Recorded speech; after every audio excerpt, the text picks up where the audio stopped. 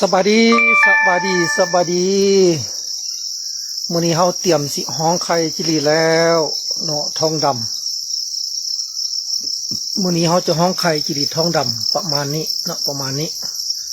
ท่านใดสนใจอยากได้ไข่อยากได้ตู้ติดต่อมาเด้อแจ้งมาเด้อเพราะว่ามื้อนี้ห้องไข่แล้วก็อีกจัก 2-3 มื้อก็จะเก็บไข่แล้วได้ สักมื้อนี้ก็สิห้องไข่จิลีเนาะเตรียมห้องไข่จิลีท่านใดสนใจอยากได้ไปเฮ็ดแนวอยากได้ไข่จิลีไปเฮ็ดแนวหรือว่าอยากได้ตู้ไปฆ่าไปขายก็ติดต่อมาเนาะมื้อนี้สิห้องไข่จิลีแล้วนี้แต่ตัวใหญ่ดำเนาะแต่ตัวใหญ่ตุ้ยๆพี่เลยมีแต่ตัวใหญ่ตุ้ยๆพี่เนาะท่านใดสนใจอยากได้ไปฆ่าไปขายไปเฮ็ดแนวก็ติดต่อมาได้ด่วนถาดละ20,000 กีบเนาะ1 ถาด 20,000 กีบ6 ถาด100,000ราคามาตรฐานอยู่สปปลาวของพวกเราเนาะท่านใดสนใจอยากได้ติดต่อมาเด้อมื้อนี้สิห้อง2 คอกก่อนมื้อนี้เนาะมื้อนี้สิห้องไข่จิลี2 คอกนี้เนาะเป็นจังไดติดตามผลงานตอนต่อไปเพราะคิดว่าฟังเสียงเพิ่นมานี่รู้สึกว่าห้องเต็มหลายละเนาะห้องหลายละมื้อนี้ก็จะห้องไข่จิลีขายแล้วท่านใดสนใจจะได้ไปเฮ็ดแนวเนาะติดต่อมาด่วนเด้อติดต่อมาด่วน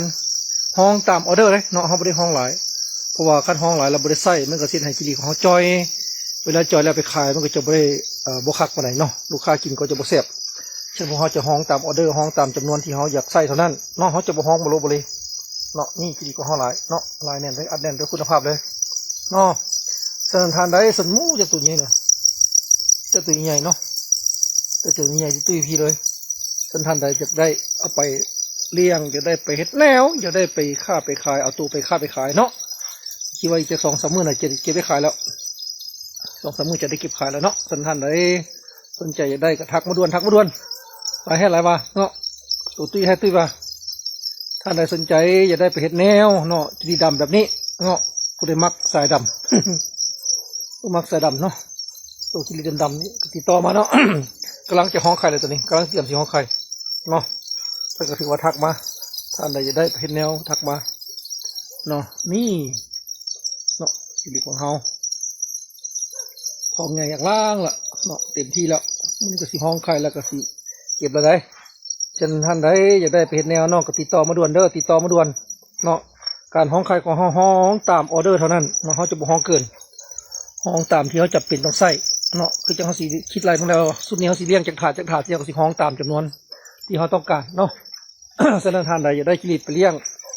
อยากได้จิลีเพชรแนวเนาะก็ติดต่อมาด่วนไข่ลีดเนาะท่านใดอยากได้ไปขายก็ติดต่อตู่มาทักมาได้เนาะตู่เขาก็มีขายเด้อส่วนท่านใดสนใจจะได้ตัวใดก็ติดต่อมาเนาะเดี๋ยวที่เตรียมวางไข่ก่อนเนาะแล้วก็สีให้เบิ่งสภาพว่าการห้องไข่และตู้คือมาไข่น้อยไข่หลายสำหรับเด้อแต่ตอนนี้เนาะเดี๋ยวสีให้เบิ่งแต่ตอนนี้ก่อนเดี๋ยวไปเตรียมถาดมาห้องไข่ก่อนโอเคขอบใจสั่งด่วน